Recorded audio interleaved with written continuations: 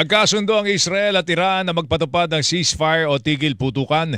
Ito ang inanunsyo po ni US President Donald Trump sa kanyang social media account batay po sa ulat ng Cable News Network o CNN. Ayon kay Trump, nagkasundo ang dalawang bansa na magpatupad ng complete and total ceasefire matapos makumpleto ang kanilang mga final mission. Sa gitna nito ay maasa si Trump na tuluyan na po matatapos ang gera ng Israel at Iran na tinawag niyang the 12-day war. Ngunit bago po nito naglunsad ng missile attack ang militar ng Iran sa Al-Udeid US Air Base sa Qatar bilang pagganti sa pambobomba naman ng Amerika sa kanilang tatlong nuclear site. Ito ang pinakamalaking US military installation sa gitnang silangan. Sa ulat po ng Reuters, sinabi po ng mga opisyal ng US military na walang US personnel na nasawi o nasugatan sa pag-atake.